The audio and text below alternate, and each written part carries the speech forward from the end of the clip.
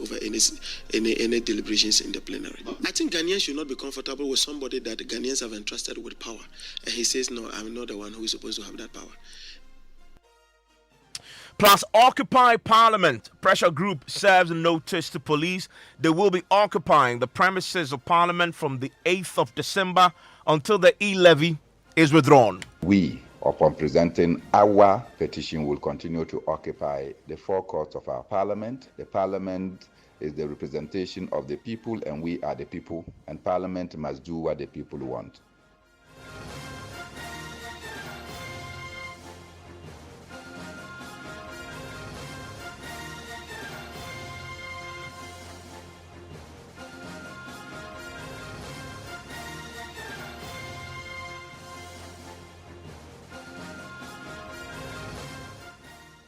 This is Top Story with Evans Mensah.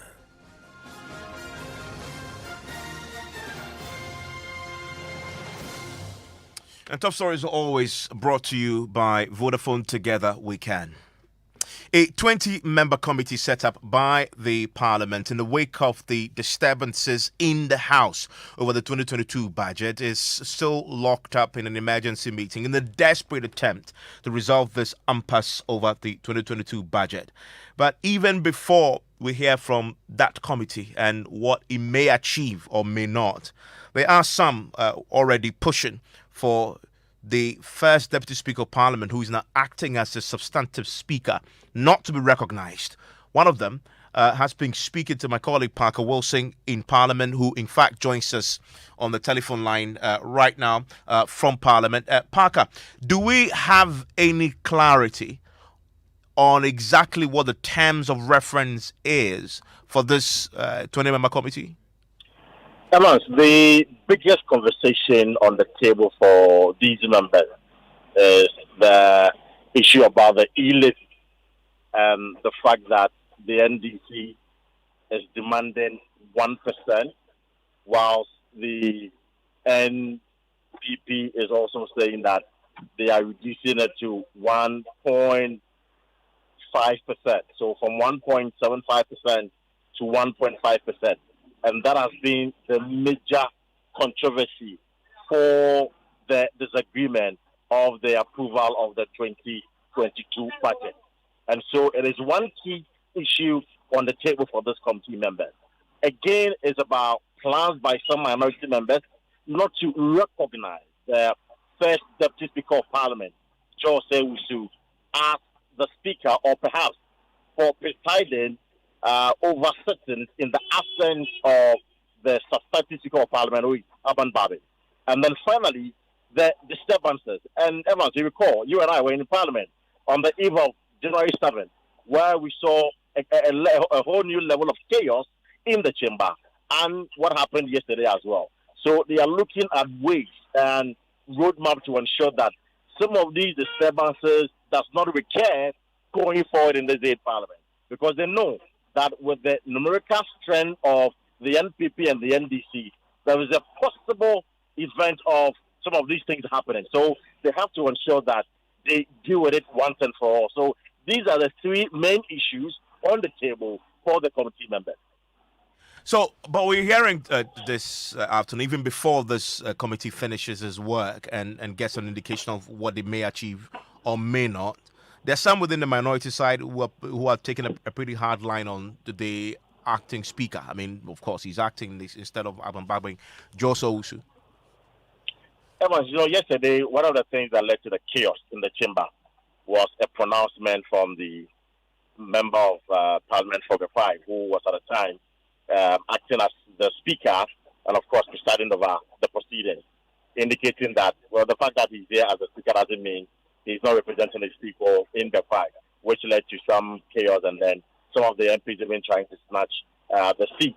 And so, from the minority camp, the comment by George Sewusu is an indication that he's not fit for the speakership role.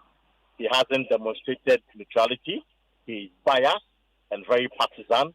And as a matter of fact, going forward, they do not want to see him presiding over this matter. In fact, George was the first to take to the social media to make their point clearly known on social media. And just this evening, I had a conversation with a member of parliament for Bongo constituency, Edward Bawa, who also made the same call.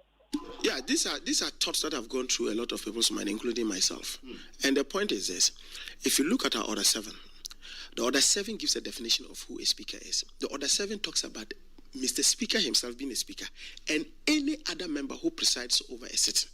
And so it tells you that at the time the first deputy speaker was presiding, he was presiding as a speaker. That's the first point. 2, you'll recall that on Tuesday, before the supposed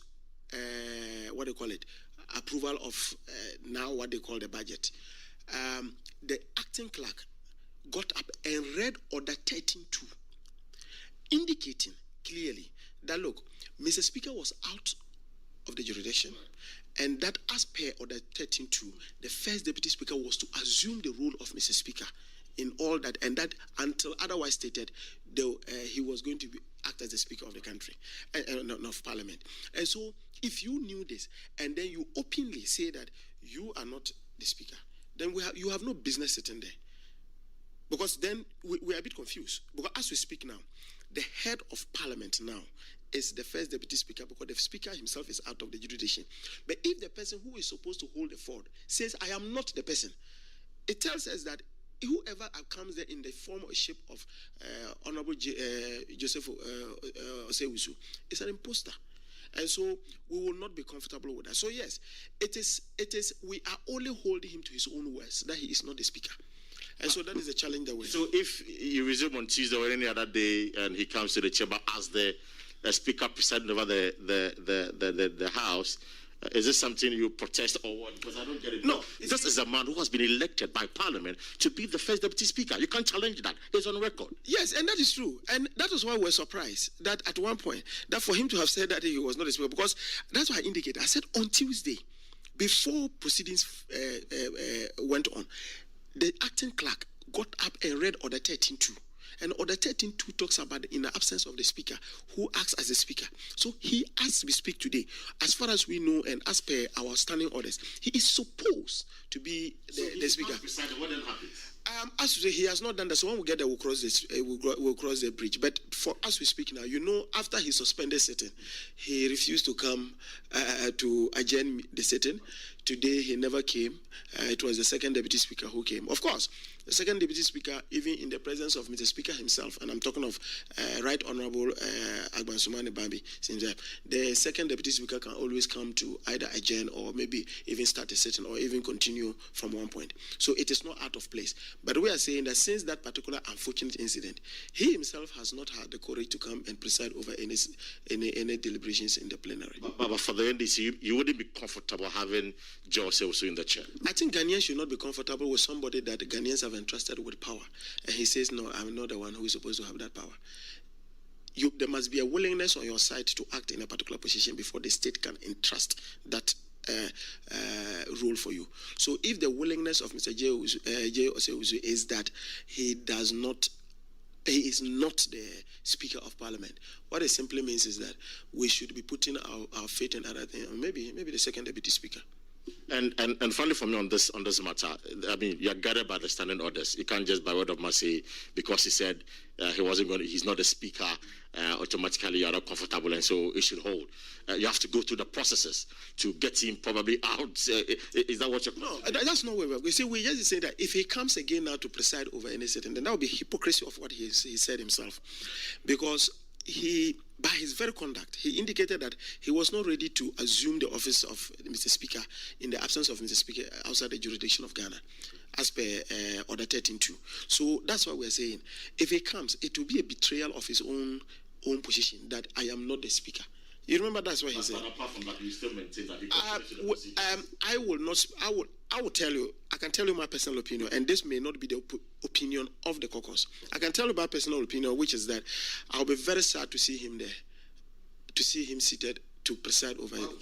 I'll be sad because I'm not too sure whether he's really fit to be there. That is the point I'm just trying to make. Because this is based on what he himself has said, that even in the heat of all the challenges, we expected him to have asserted himself as, yes, I am the Speaker, and this is the case. I don't have a problem if you err in your ruling. I don't have a problem if you err in some of the things you do. We are all fallible as human beings. But for you to categorically state that you are not what the Orders 13.2 says you are, then gives me a reason to be worried.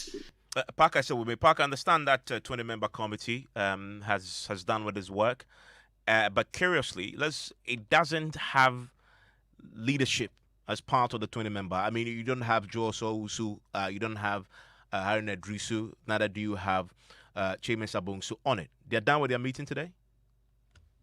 Evans, about myself, I was very curious, so I probed why the two leadership of the House, Harun Edrisu and also Evans Mensah, were not part of the committee.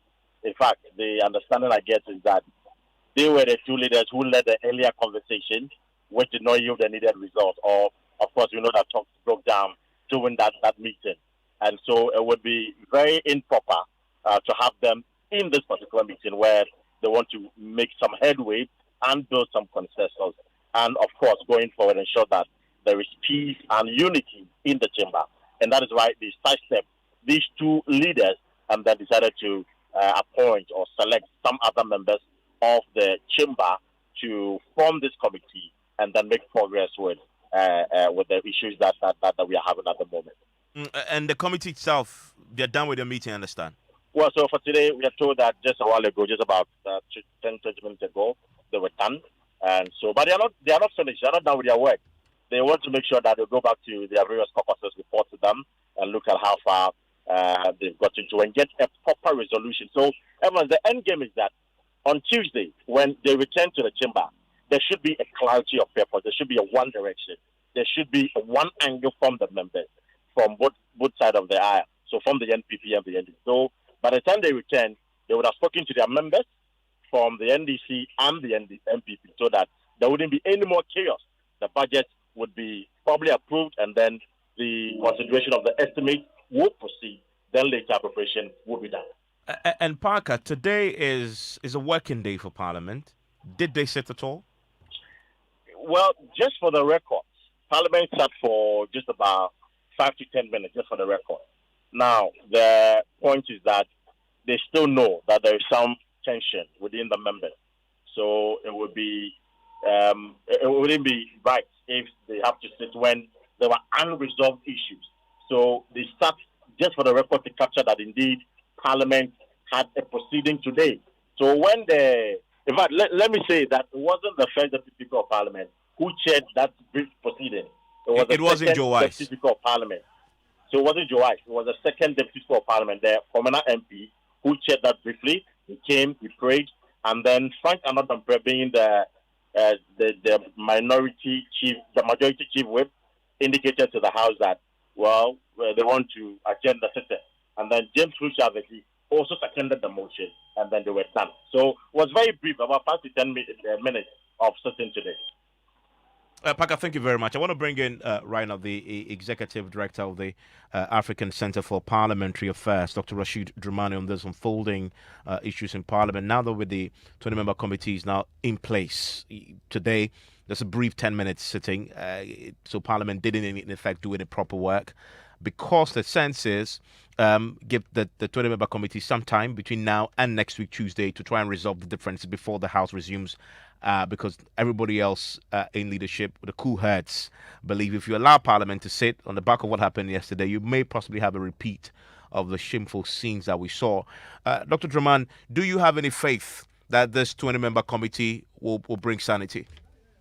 Yes, I do, Evans, and I think that's the right thing that the leadership has done.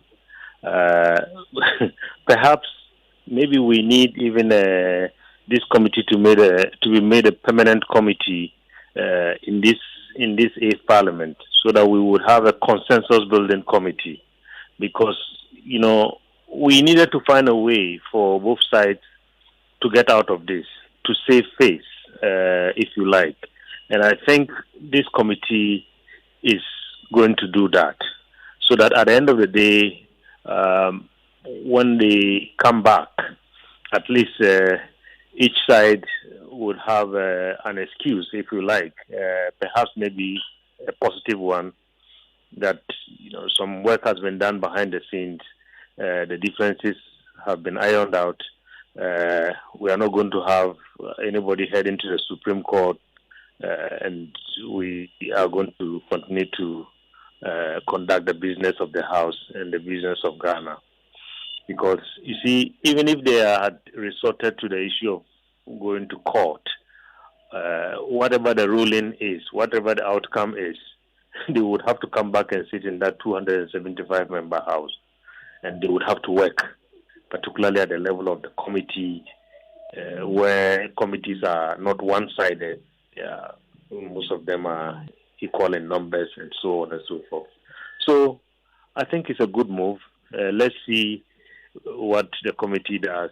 But I wanted to comment, Evans, if you allow me. Absolutely. On the issue of the first deputy speaker. I think perhaps maybe what the first deputy speaker should have emphasized more, and maybe what he wanted to emphasize more, is the fact that he's first and foremost a member of parliament representing the people of Bekwai before any other role that he has in parliament. And that raises some questions about the kind of arrangements that we have, our standing orders and constitution, about, speaker, non-member of parliament, deputies, members of parliament, and so on. Maybe it's about time we took a second look at this arrangement. I mean, so there we have it, a 20-member committee. You believe they can bring some sanity. Give me your quick thoughts on the fact that the committee has not got any representation from the leadership from both sides. These are, leading members of both parties in Parliament who are on this committee. No, Evans, given the fact that the stakes are very high, I really didn't expect that the leaders should be part of this, because they should have some fallback position. They should have some room to go back and consult. And if the leaders were in that, if there was a need to go back and do some consultation, yes, they have to consult the caucus. But first and foremost, they have to also consult the leaders. So I think it was strategic, and I think that was the right thing. But, I wonder, the budget as it stands now is approved. So really, what's the point of this 20-member committee? Because the fundamental disagreement is around the content and the substance of the budget, but it's already been approved. So what's the point of this? Well, the thing is, the minority came back and said they do not agree. And since then, we haven't heard anything. There still have been arguments. Even today, when I was in Parliament, the sense I got was people are still asking the question, what is 137? What is majority present in the House and voting, and all those questions. So if we want to put all these lingering questions to rest and say, okay, what event happened on Monday, we want to accept it, that the budget has been passed and so on, and let's move on. This committee will play in that role.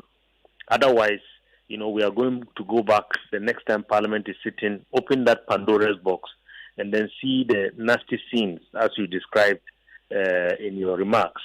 We'll be seeing a repeat of some of that. We don't want to be going back.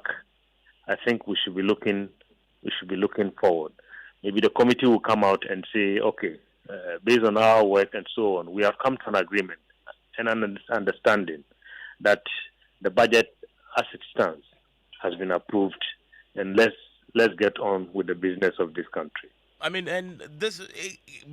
isn't this what we really asked for in the 2020 election outcome? We voted, yes, and balanced the Parliament. This is exactly what we asked for then.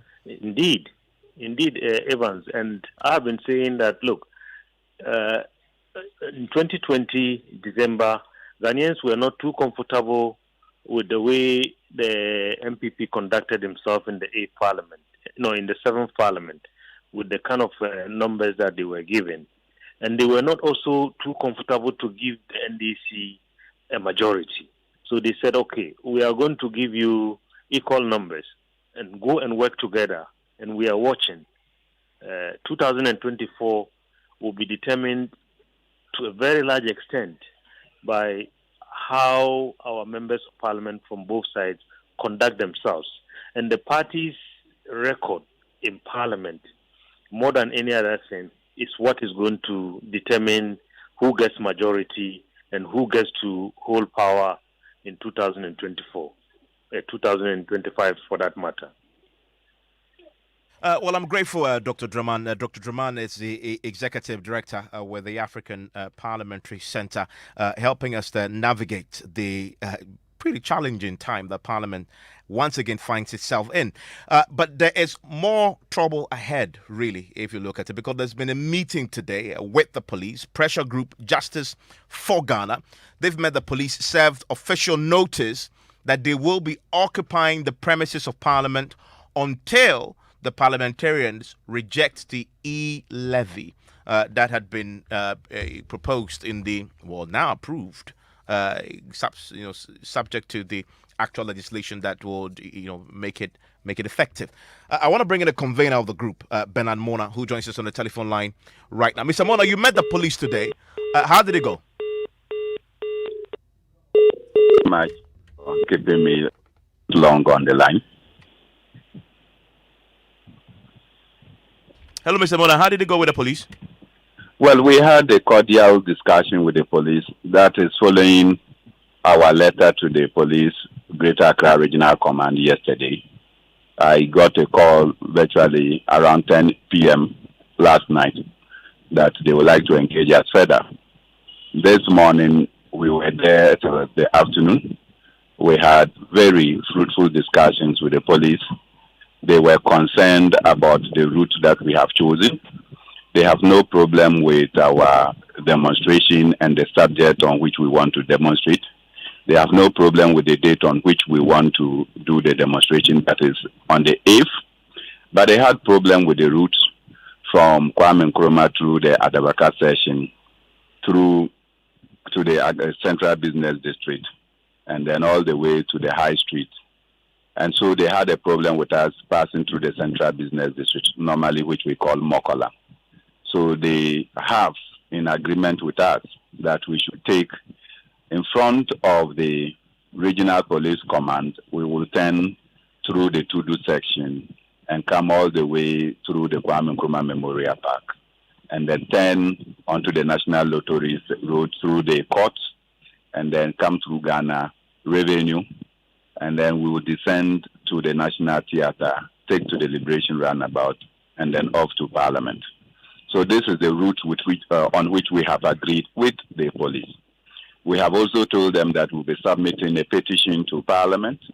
After that, we will occupy Parliament until such a day and a time that the budget is completely withdrawn, or the content that involves the electronic transactions levy is totally taken away, because that is an affront on business capital. It confronts entrepreneurial development. It affects the poor in society. It defeats the purpose of a cashless society, and it will bring untold hardship on already suffocating businesses and persons. And so we say a no to the electronic transactions levy, and we don't think that it is going to give any room for any business development, and therefore we are totally opposed to it. We want to stay with the representation of the people in Parliament until such a day and a time that this thing is totally thrown away. But Mr. Mona, you say you're going to occupy the premise of Parliament until this is withdrawn. I mean, how realistic is that? Is it you're going to sleep there? Evans, you'll be one of the guest speakers. We have outlined a number of speakers. We have also invited some other artists. So every day and every hour, there will be some activity. People will be spoken to. Performances will be done. So as to keep the place agog with a number of activities. We can assure you that it will not be a boring place. We are the people, and our representatives are locked up in a debate that involves our lives. So we want to be there with them. And so we will just occupy the forecourt of the Parliament House. And then they will be in the Parliament itself, in the chamber, to be doing their debate. And we tell them that we don't want this e-levy and that it should be expunged from the budget. Recall that in the 1981 budget, it was a consultation that led to the expunction of the two items in the budget, which later the budget was resubmitted and it was approved on the 6th of August. And so we are saying that we don't want this, and it appears that our executives are bent to impose further hardship on an already suffering population. And we have to confront our representatives, and that is why we are going to occupy the floor. For the record, I'm not going to be speaking there. You know that. But let me ask you. Well, we will invite you if you decline to honor citizens of Ghana that bid. Let me ask you, we've heard from the Deputy Majority Leader who had said that in their meetings in the wake of all the disturbances, the Finance Minister had said that the government is prepared to reduce the e-levy from 0 We are saying a withdrawal, a complete withdrawal. So a reduction is to accept that the e-levy has some benefit to anybody. It has no benefit whatsoever. It imposes unmitigated hardship on the people of Ghana. We say no. I mean, I wonder, did the police say they will allow you onto the premises to see Well, we need to notify the police, and we have notified them accordingly. We have gone to tell them this is what we want to do. We only agreed with them that, well, we will not enter the central business district. And then we think that that concession we have granted. So what if you don't get a withdrawal? You can't sleep there in perpetuity, can you? We will be there. You saw what happened in Armenia. You have seen what is happening in Hong Kong, and I'm sure that you have seen these things that happen. People will come, we will be there, others will be joining us from the regions and from communities as the day go by. I can assure you that region by region, every day people will move from one region to come and join.